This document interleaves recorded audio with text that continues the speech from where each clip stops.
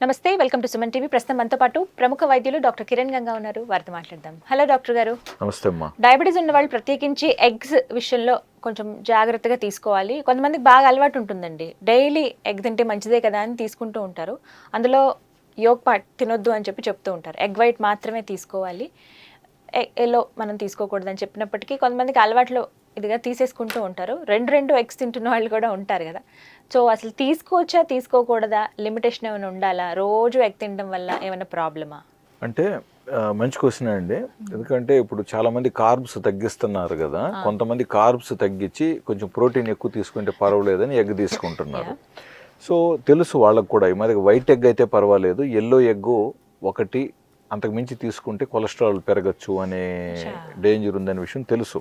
కానీ ఇప్పుడు yellow egg తీసుకెళ్ళి ఎక్కడ పడేస్తారు? సో సరదాగా చెప్తున్నా కాబట్టి జనరల్గా హోల్ మొత్తమే తీసుకుంటూ ఉంటారు. సో మొత్తం తీసుకుంటున్నప్పుడు మనకు 1 or 2 eggs పర్ డేకి అయితే ఓకే అండి.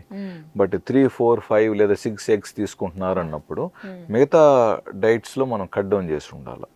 ప్లస్ ఇప్పుడు యంగ్స్టర్స్ తీసుకుంటున్నారా, మిడిల్ ఏజ్డా, ఎల్డర్లీ పీపుల్ తీసుకుంటున్నారా అనేది క్వశ్చన్. ఇప్పుడు elderly people long standing diabetic అనుకోండి, ఇప్పుడు డయాబెటీస్ 20 ఏళ్ళగా ఉంది, వయసు ఒక 65 అనుకోండి, వీళ్ళకు ఎగ్స్ ఎక్కువ తీసుకుంటే అరుగుదల కష్టం. వీళ్ళకి జనరల్గా గ్యాస్ట్రిక్ పరెసిస్ అని కూడా ఉంటుంది అనమాట. సో పేగులు కదలిక కొంచెం తక్కువ ఉంటుంది. సో ఇటువంటి వాళ్ళు ప్రోటీన్ ఎక్కువ తీసుకున్నా, మాంసం ఎక్కువ తీసుకున్నా త్వరగా అరగదు. ఇవన్నీ మళ్ళీ వేరే సమస్యలకి ఇస్తాయి. కాబట్టి వీళ్ళకి ఎంతవరకైనా తేలిగ్గా అరిగే ఆహారాలే కావాలి. సో సో ఒక 70, ఇప్పుడు చాలామంది ఇప్పుడు 70-80 ఏజ్ దాటిన వాళ్ళు ఎక్కువ సంఖ్యలో ఉన్నారండి. అంటే డయాబెటీస్ 30-40 ఏళ్ళగా ఉంటూ ఆరోగ్యంగా బాగున్న వాళ్ళు 70-80 వయసు దాటిన వాళ్ళ సంఖ్య చాలా ఉంది. సో ఇప్పుడు వీళ్ళకి ఈ హై ప్రోటీన్ డైట్స్ ఇవన్నీ సెట్ కావు. సో వీళ్ళకి ఎంతైనా కూడా అనిమల్ ఫ్యాట్ కంటే కూడా, అనిమల్ ప్రోటీన్ కంటే కూడా వెజ్ ప్రోటీన్స్ బాగా సెట్ అవుతాయి. వీళ్ళు మితంగా తినాలి ఫుడ్. అండ్ రెండోది ఏంటంటే చాలా వరకు ఒక ఏజ్ తర్వాత ఇన్సులిన్ అవసరం ఉంటుంది. సో ఇన్సులిన్ అనేది ఏంటి? It's a hormone. అంటే మన బాడీలో మన కండబలం కానీ, మన పేగులు కానీ, ఎనీ కండ ఏదైనా బాగుండాలంటే ముఖ్యంగా 3 హార్మోన్స్ బాగుండాలి. గ్రోత్ హార్మోన్, సెక్షువల్ హార్మోన్స్, తర్వాత ఇన్సులిన్ హార్మోన్. ఇవన్నీ ఏజ్ పెరిగే కొద్దీ తగ్గిపోయేటివే. ఏది గ్రోత్ హార్మోన్ తగ్గిపోతుంది, ఈ సెక్షువల్ హార్మోన్స్ తగ్గిపోతాయి. ఇంకా మిగిలింది మనకు బాగుండటానికి మన కండబలం బాగా చూసేది ఇన్సులినే. సో ఇప్పుడు షుగర్ లేని వాళ్ళలో, ఆరోగ్యంగా ఉన్న వాళ్ళలో గతంలో కూడా పెద్దవాళ్ళు 100 ఏళ్ళ వరకు బతికారు, 110 ఏళ్ళ వరకు బతికారు అంటారు చూసారా, వీళ్ళకి అందరికీ ఇది బాగుండటం వల్లనే, ఇన్సులిన్ బాగుండటం వల్లనే. ఇప్పుడు ఎవరికైతే ఇది లోపం ఉందో వీళ్ళకి మనం కరెక్షన్స్ ఇవ్వాలి. ఇన్సులిన్ లేకుండా షుగర్స్ చాలా బాగా కంట్రోల్లో ఉంటే చాలా సంతోషం. బట్ కొంచెం మందులు వాడినప్పటికీ, రకరకాల డైట్లు పాటించినప్పటికీ, లేదా గుడ్లు తీసుకున్నప్పటికీ కూడా షుగర్ కానీ 200 లోపు రావట్లేదు, మళ్ళీ 300కే వెళుతున్నప్పుడు ఇన్సులిన్ లోపం. సో కొంతమంది పేషెంట్స్ ఉంటారు, ఒక్క గుడ్డు తిన్నా కూడా అరగదు వాళ్ళకి, ఇంకా అసలు అవునండి పడదు. పడని వాళ్ళకి అది వద్దు. సో ఇప్పుడు నేను ఇప్పుడు 2 గుడ్లు తింటే మంచిది అన్నాను కాబట్టి ఇప్పుడు పోయి వీళ్ళు ఈ గుడ్లు తిని అనవసరంగా అనారోగ్యం పాలు కాకండి. మీకు గుడ్లు పడవా? వద్దు, ఇబ్బందే లేదు. మీకు ఏది కంఫర్టబుల్ అది తీసుకోండి. మనం మాట్లాడుతున్నది ఎవరికైతే గుడ్లు కంఫర్టబుల్, అరుగుదల కూడా బాగుంది అనుకుంటున్నారో వీళ్ళు ఎక్కువ గుడ్లు తీసుకున్నట్లయితే కొంతమందిలో కొలెస్ట్రాల్ పెరిగే ఛాన్సెస్ ఉంటాయి. సో కొలెస్ట్రాల్ పెరిగినప్పుడు కొంతమందికి హెచ్డిఎల్ కూడా పెరుగుతుంది. సో హెచ్డిఎల్ గుడ్ కొలెస్ట్రాల్ పెరిగింది కదా అని బ్యాడ్ కొలెస్ట్రాల్ కూడా పెంచడం కరెక్ట్ కాదు కదా.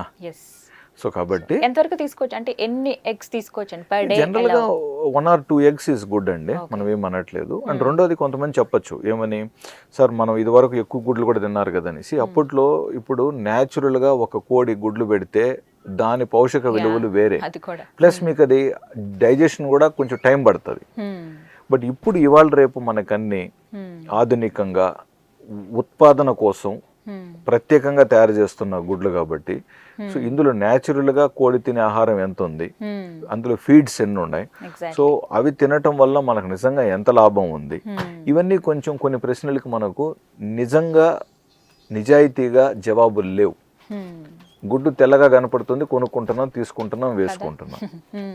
సో కాబట్టి కాబట్టి మీరు అడిగిన నాటుకోడి క్వశ్చన్కి గుడ్లు తీసుకోవచ్చు సార్. అంటే మీకు నిజాయితీగా అవి న్యాచురల్గా అందుబాటులో ఉంటే తీసుకోవచ్చు. అవి ఎవరికి విలేజెస్ దగ్గర ఊర్లలో ఉండే వాళ్ళకే అందుబాటులో అంటే ఇప్పుడు మనకి ఆర్గానిక్ అని చెప్పి నాటుకోడి గుడ్లు అని చెప్పి రకరకాలు వస్తున్నాయండి. నిజంగా ఎంతమందికి తెలుసు అండి అక్కడ ఏం జరుగుతుందని.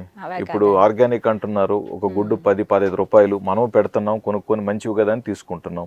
బట్ బ్యాక్ ఎండ్ లో తెర వెనకాల ఏం జరుగుతుంది అనేది నిజంగా ఎంతమందికి తెలుసు చెప్పండి.